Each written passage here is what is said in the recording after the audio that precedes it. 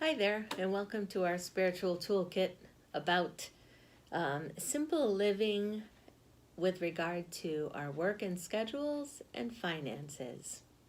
So, I just wanted to share a few thoughts today about how those things can be simplified through mindfulness, I guess. And regarding schedules and work is not your identity. We're so often asked the question, oh, what do you do? Like when people are just meeting us initially, it's like what you do is such a big part of who we are. And maybe in an effort to simplify our lives, maybe that's not who we are. Maybe what we do is not who we are. I'm so guilty of this for sure.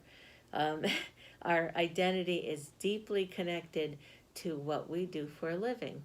So what happens when we retire?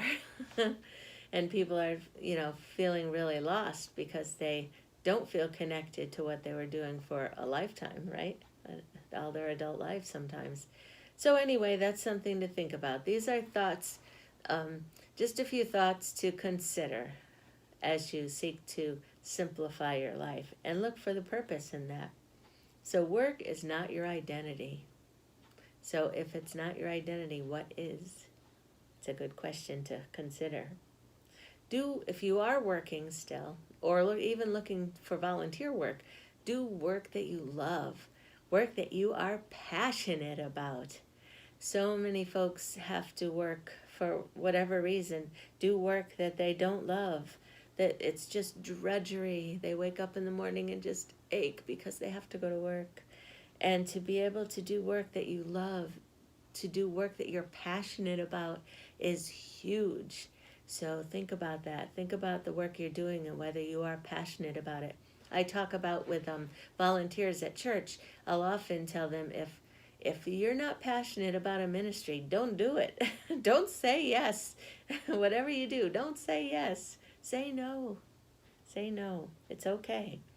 It's more important that people are doing work that they love, doing ministry they love, because it fills the soul, right? When we do what we love, what we're passionate about, we are just excited and energized, and only good can come of it. When we do work we hate, it's not going to work. It's not going to, there's going to be nothing exciting, nothing good and nourishing about that.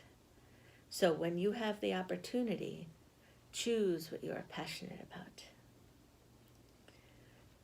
And remember that it's okay to say no. Make time for play, nurture, and comfort in your schedules. That is so important. In Denmark, I call it the land of Legos. That's where where Legos were invented, and that's like a huge play in Denmark is like just built into their system. Like they do not overwork. They have short work weeks. They have long vacation time.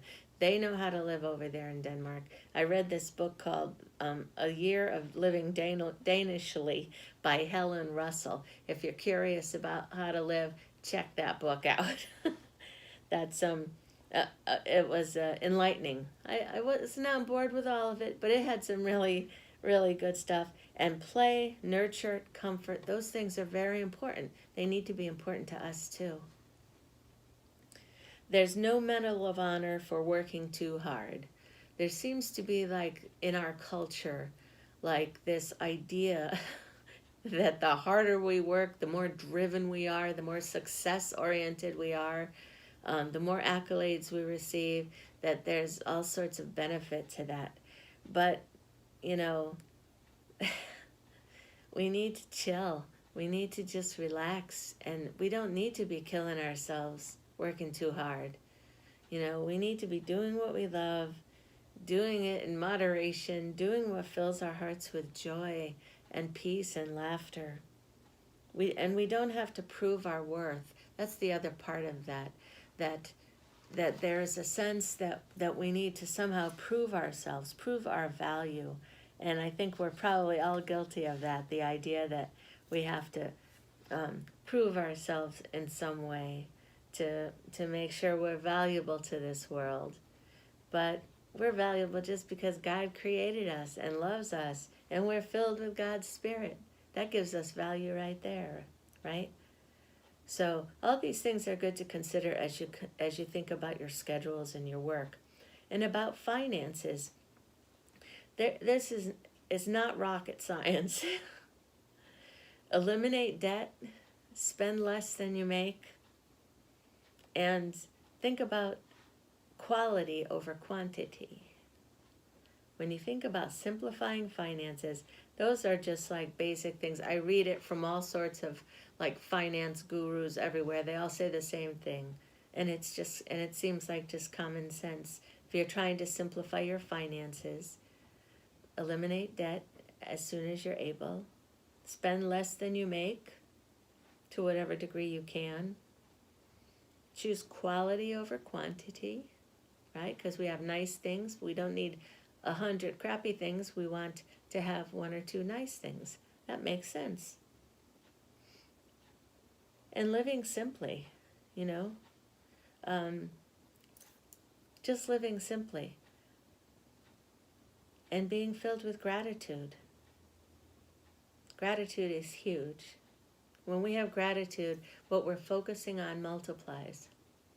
And when we remember to be grateful for what we have, then it's all that is good and right for us just multiplies. And invest in experiences, not things. When I give gifts, I always like to give experiences. I like something people can consume, experiences and consumables. So they don't have another tchotchke on their shelf or a book that they didn't want, that they don't know what to do with. I give like food or restaurant gift certificate or some kind of experience or things that they will use up. Those are things that they can enjoy and think of me while they're enjoying it, and then it's gone. So I always think that is a good path. And lastly, I want to share a question that I saw in Gunilla Norris's book, Simple Ways. She asks, today, could I trade proving my worth for the joy of just being? Think about that. Today, could I trade proving my worth for the joy of just being? So I'll leave you with that question. God bless, and thanks for joining me.